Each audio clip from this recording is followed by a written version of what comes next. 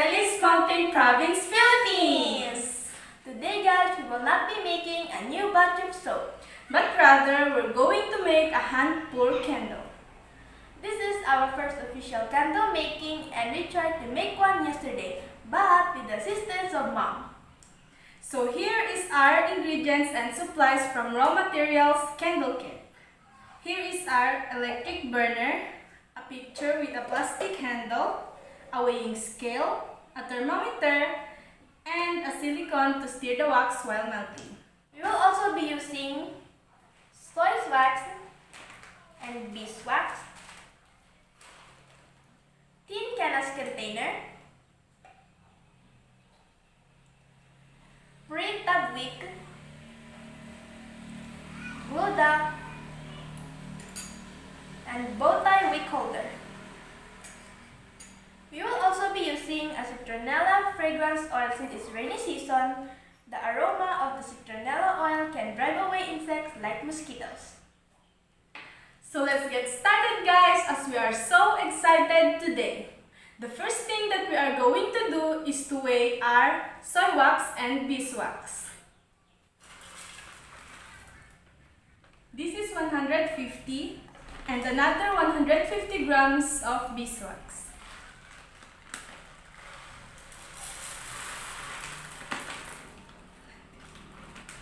A total of 300 grams for the 3 tin cans. Let us now melt this in a low-medium heat using this electric burner. While waiting, let's dance and sing. While melting, let us secure our pre-tab wick into the center of the container. We just remove the paper from the glue dot.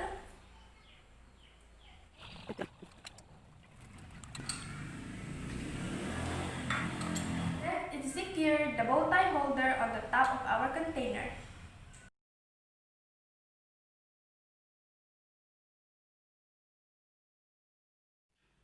Now that the wax have melted, let us now check for the temperature until it is 185 degrees Fahrenheit so that we can add our citronella essential oil.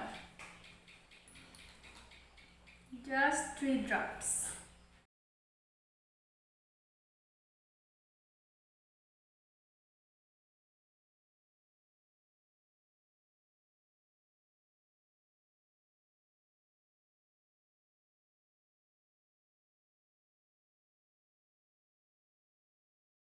Now it is 135 degrees Fahrenheit.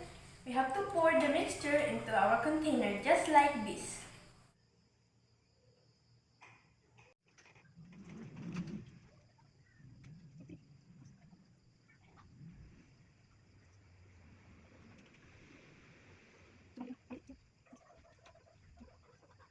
Let us set aside this to solidify.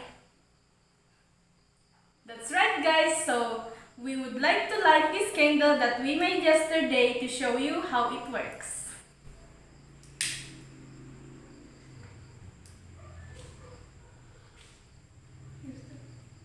There you go guys!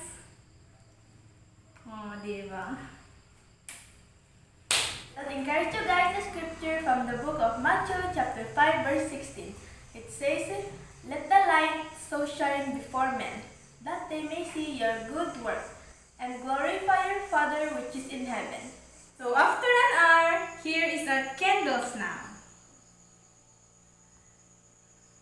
We are now going to trim the wicks for at least 1 centimeter from the surface.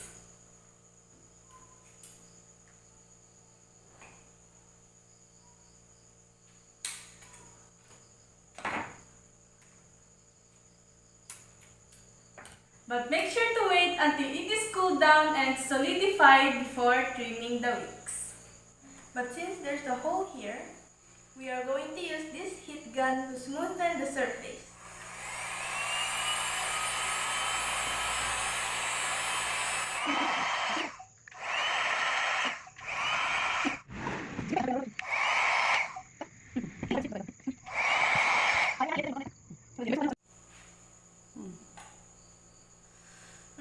Smells so good and can't wait to light them. By the way, we will be making more candles so you can try it in your homes.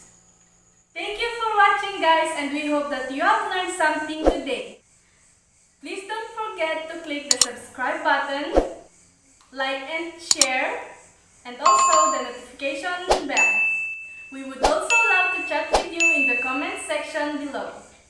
Thank you for watching. Stay safe. Have a good day. God bless. Bye-bye!